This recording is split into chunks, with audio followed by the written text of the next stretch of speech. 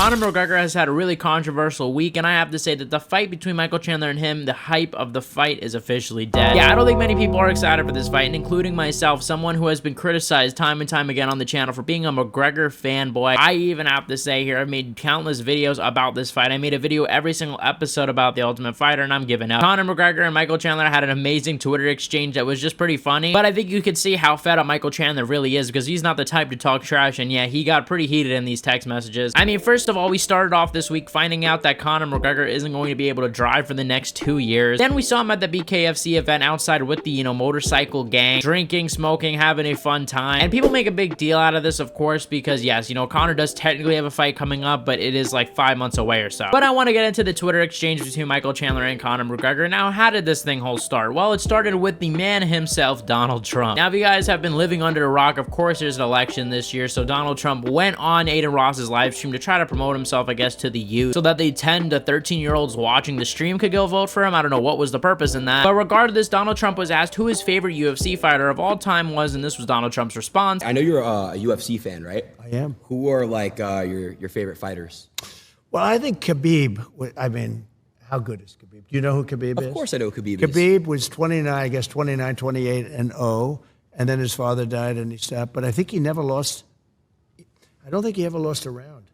Like, wow. He fought many times. He never lost like a round. Now that you've seen the clip, I'm sure you guys can expect why Conor McGregor now got involved in this. Of course, Khabib being Conor McGregor's mortal enemy. So Conor McGregor retweets Donald Trump saying this and says, "Campaign-ending decision. A smelly, fat mountain monkey from the inbred mountains of Dagestan is your favorite UFC American company fighter." Wow, abysmal. And I gotta say, to be honest, I also had a similar thought. Like, Donald Trump is the president of the United States. You would expect him to pick an American fighter, right? Like, you could pick Colby Covington. That's a guy that is ride or die for Trump. Even Masvidal, he's an American and he's a guy that has supported Trump. You could have chose John Jones, like any big American fighter, and he chose Khabib. I mean, for Christ's sake, Donald Trump was alive for the Russia versus US era. So I was very shocked from this answer, to be honest, but hey, you like who you like. Probably has something to do with the fact that Khabib's undefeated. So I never liked him as much after that, because I don't like losers. But yeah, Conor was not happy with this, and the Donald Trump glazer himself, Michael Chandler, decided to chime in. And Chandler replied, "Stop it, at Notorious MMA. If you had half the balls that Donald Trump had, you would have showed up June 29th. Instead, you're normal walking, beer chugging, Austin 316 style at a local fight show / motorcycle rally in South Dakota, a red 100% hashtag MAGA state, by the way." He knows that only takes up like 3 electoral votes, right? And Conor McGregor responds, and this is a pretty far back and forth reaction. Like, I think this is the most attention Conor has probably given him. But guys, before we get into the rest of the tweets, guys, please hit the subscribe button, like, comment, and share, guys. We're trying to hit 13K. You guys have been killing it with the support, and I cannot thank you guys enough. But let's get back to the tweets. I don't want to bore you guys so much. Conor says, "Bro, he doesn't even know who the fuck you are, lol. He probably thinks you're a little broke begging arsewhite." Michael Chandler would have been a good choice as Trump's favorite fighter. I mean, think about it. He's like literally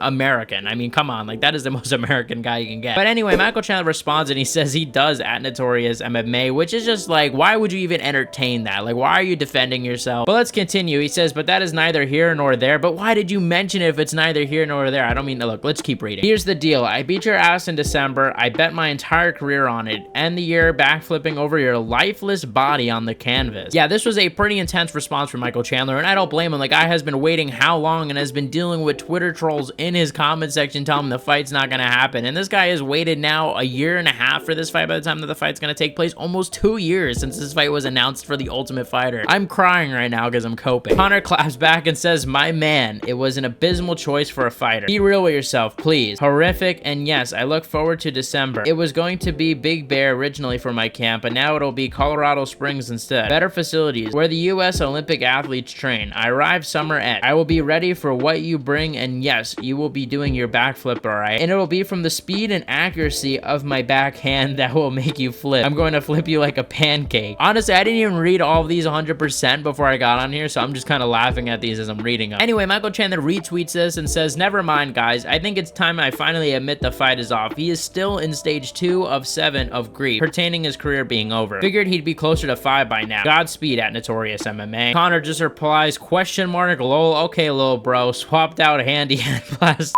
At Blessed MMA, what you at December? The real BMF, you know? So Chandler tries to say, look, he's not even gonna fight Conor. He doesn't care. And then Conor's like, okay, yeah, I'll fight Max. I'd rather fight Max. And I believe he'd rather fight Max. You know, Conor does not seem into this Michael Chandler fight whatsoever, which is kind of worrying if you're a Conor McGregor fan, right? Because you wonder, you know, sometimes if Conor's not super motivated for a fight, he won't train. He's not a guy that's just going to train 100% for whatever fight, if we're going to be 1,000% honest. We saw in the Dustin Poirier 2 fight, he underestimated Dustin Poirier and went in there, you know, with a total boxing game plan just to help him prepare for Manny Pacquiao. So we know that if he's not exactly into the fight, he's not going to commit 100%. So I definitely do think that Conor would rather fight Max just because of the BMF belt, just because he is the guy right now, and Conor has a win against him. And Conor, I do think, genuinely believes he could beat anybody. Now, does he beat Max Holloway? I don't know. That's an extremely tough fight. But yeah, Michael Chandler, obviously, there kind of lost that little interaction. I don't know what that was all about. Anyway, Michael Chandler ends this exchange by saying, Max wouldn't even fight me, let alone you. Which makes it sound like he's saying that Conor is a scarier opponent than Chandler, because he's saying, look, he's not even gonna fight me, let alone you, implying that Max would more likely fight Chandler than McGregor. He wants the title. Don't act like you hold the cards. Swan song incoming. I mean, let's be honest. I think there's a big difference in Max Holloway's mind between fighting Ilia Topuria for a title and Michael Chandler and Conor McGregor. Like, I think that, yeah, Chandler, you can remove his name from that conversation. I think it's a different story if you go to Max and say, hey, do you want to fight McGregor? I think he probably accepts the fight, because who wouldn't at this point, especially because Max actually lost to Conor back in the day. Anyway, Chandler goes on. He tweets out a picture of Conor, you know, laughing at him. Kind of seems like a Conor type style tweet, if you're going to be honest. That kind of closed out the interaction between Conor McGregor and Michael Chandler. And yeah, look, I think this kind of hyped up the fight a little bit more, but at the end of the day, I think that, yeah, this fight is just dead. It should have happened in June, and the fact that it just didn't is a massive blow, because I don't think many people were excited for this fight anyway. Kind of reminds me of Jon Jones and Stipe, right? Where Jon Jones and Stipe, at the time that was booked, it was kind of pushing it last November, if we're going to be honest. And now the fact that that fight unfortunately got canceled, now we got to wait for this fight to come back, and it's going to take so long, and we're just wasting so much time. I think for people like me, I think we're just like, dude, we're fed up with it. And plus the fact that Conor has one more fight after this on his contract. So I guarantee you that Conor's probably going to want to fight out of his contract. I don't think he's going to want to re-sign with the UFC, but I could be wrong. He said opposite before, but I just think with BKFC and so many of the boxing opportunities with Riyadh, I don't see him staying with the UFC. So if that's the case, the UFC are going to do the same thing that they did with Nate Diaz. We're going to see Conor McGregor probably return at the end of 2025. And yeah, it's just depressing as a Conor McGregor fan. And yeah, Conor's just old at this point too. He's like 36. Not looking good for Conor McGregor, guys. But let me know what you guys think in the comment section below, guys. Check out my last video where I talked about Tony Ferguson and how he should retire from the UFC. Also check out my other video where I talked about Jon Jones and Tom Aspinall. Thank you guys for watching. You guys are the best fan base in MMA. I really appreciate all the support, guys, and I'll see you guys